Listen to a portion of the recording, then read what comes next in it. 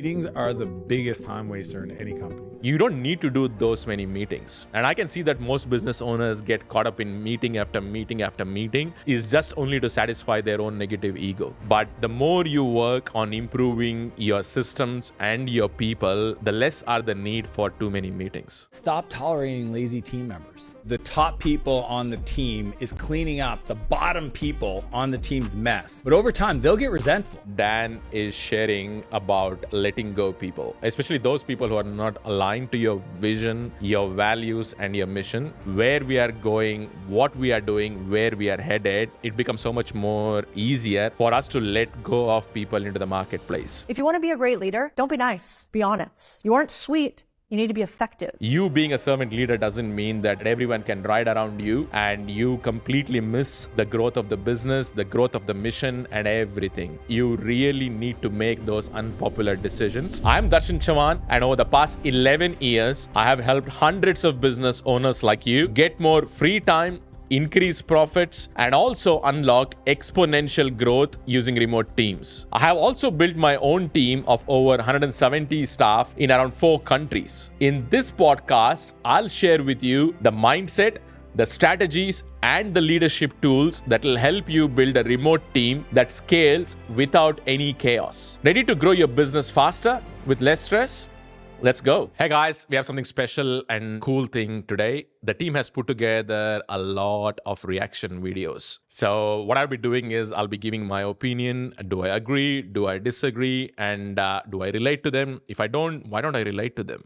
I hope you're going to have some fun watching them. Why is the Philippines such a huge hub for it? They are such hard workers and loyal people at heart. You hear Filipinos care about family, culture. Now it's being exploited to the ultimate max. Like there's so many VA companies that are based in the Philippines. So we saw an opportunity. We want to hire people in the Philippines. I heard that even in the Philippines, they even train you, go to school to become a virtual assistant. Wow. In Latin I can completely relate to this, especially the aspect of people in Philippines being extremely hardworking, trustworthy, and loyal. Because currently we have more than 170 staff in Philippines, and I've been hiring from Philippines for over 11 years.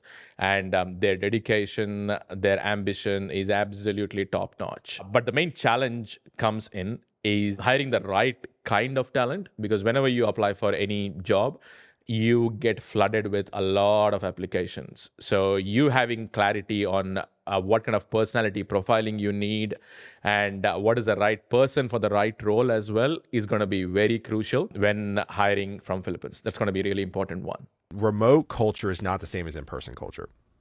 What I've realized with my team, and I'll just say some things that we've done with my team. First off, onboarding, incredibly important now. It is the first taste that somebody's going to get with your company.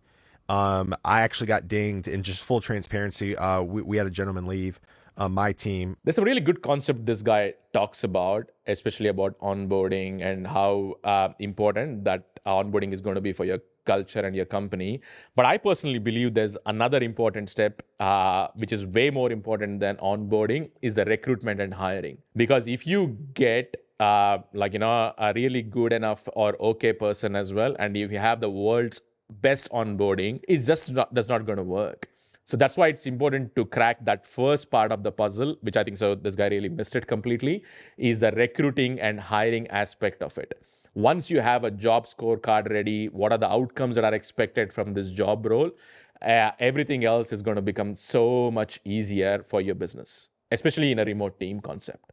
Some Dan Martell's one as well. Meetings are the biggest time waster in any company. Every leader for their department should understand the strategy, the systems, the reporting, and the people. If they don't have those fundamental things, the only way to solve the problems that are going to come up is meetings. And those meetings are usually like, hey, since our conversation. Oh man, I just can relate so much to Dan. I think so he absolutely freaking nailed it. And I'm someone as well who does not like meetings. And I can relate to it so well, especially if you have the systems, the strategy, the people, and reporting set up in the right way. You don't need to do those many meetings. And I can see that most business owners get caught up in meeting after meeting after meeting is just only to satisfy their own negative ego, all right? And to feel that they're significant in the business. And don't get me wrong, I was doing the same thing as well. But the more you work on improving your systems and your people, the less are the need for too many meetings. And they're like struggling, and it's like in China, Nike and stuff like that, like sweatshops is not like that at all. One of my VAs has like a car, a house, 3 kids, lives with her husband, they're both VAs. Wow. And the house is like huge. That's awesome. Like it looks amazing, and like she's living a good life, and she goes to church every Sunday, and she's like an awesome person. My other VA like bought a house, has his own business, literally has his own cafe, which is doing like really well. Oh man, this is such an awesome video. Like, you know, that really busts so much of myth relating to hiring people from overseas and having a remote team. And this is a common thing that I get asked from a lot of people as well. Aren't you guys exploiting? Isn't it a sweatshop? And I'm like, oh my goodness. I hope you really go and meet them in person. All right. I have many of my team members who have a cleaner, a nanny, a support, a driver, many other things. It just shocks me. The reason being, when you live overseas and when you earn in dollars and get to spend in their own local currency, some of the things that you get to experience is absolutely unbelievable. So I believe that you're doing a bigger good by really supporting people, because they know that as well, that they can improve their life. They can have some amazing transformations as well. So this concept of you running sweatshops and other things is just an excuse that you don't have the right way and right strategies to build a remote team. Just quickly, guys, if you have found us struggling to scale your business without burning out or hiring the wrong people, we can help. Book in a call with me using the link in the show notes, and let's help you build a lean and a high-performing remote team that frees up your time and also increases your profits. Now, back to the episode. Stop tolerating lazy team members. The longer you go where the top people on the team is cleaning up the bottom people on the team's mess, then you've just taught them, just leave it there long enough, and then the top people will come in. But over time, they'll get resentful. They'll be like, yo, I care way too much and I'm picking up way too. Wow, this is such a nice, really mind-blowing video where Dan is sharing about letting go people, especially those people who are not aligned to your vision, your values, and your mission. And to be honest with you, this is one of the biggest struggles that I had growing up as a business owner. And there used to be stages where I used to not even hire people because my fear of letting go people was way higher. I'm like, oh my God, how am I going to fire them? How am I going to, let them go? But the more and more I understood that it was not about one person. Okay, it's more about the mission of the company, where we are going, what we are doing, where we are headed. It becomes so much more easier for us to let go of people into the marketplace. It doesn't mean that they're the bad person or anything as such, just that this role might not suit them. And you as a leader should have had the guts and the courage to let them go. And more importantly, the high performers and the other people in your business are already looking. What is this person going to do? Because everyone knows that, including that person as well, if they're going to step up or step out. So amazing video. If you want to be a great leader, don't be nice. Be honest. You aren't sweet. You need to be effective. You don't want people to like you. You want people to become better because you are around them and you are helping them win. And this will mean that people actually really don't like you. It means people will leave your company. It means people can't keep up with you. This is a really important concept that Cody is talking about, which we kind of usually share with our leadership team as well, is you trying to be a people pleaser.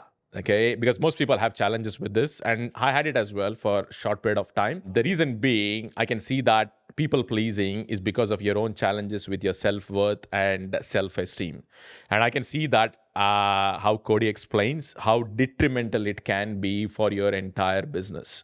Especially this thing about servant leadership, people have taken it completely wrong and in a different way. You being a servant leader doesn't mean that you're going to be like a floor mat, that everyone can ride around you and you completely miss the growth of the business, the growth of the mission and everything. I think this makes so much more sense that you really need to make those unpopular decisions, not for the sake of making them, but thinking about the bigger purpose, thinking about the bigger mission and really challenging people to step up. The reason being, people will always respect you in the long term.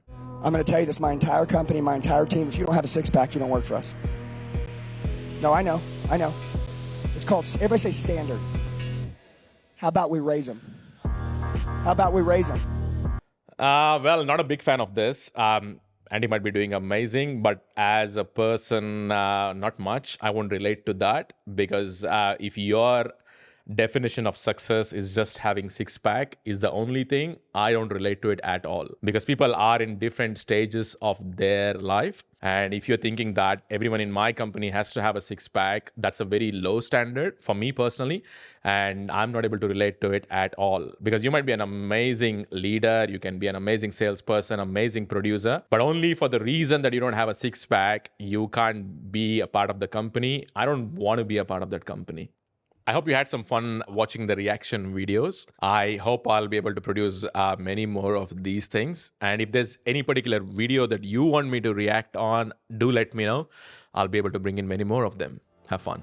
If you got any value from today's episode, make sure to subscribe so you never miss the mindset, the strategies, and the leadership insights you need to scale with remote teams and grow a smarter business. If you want more support, check out the link in the show notes for our free remote team playbook that will help you hire, train, and lead a world-class remote team. And don't forget to follow us on socials at Darshan Chavan. And remember, scale smarter, not harder.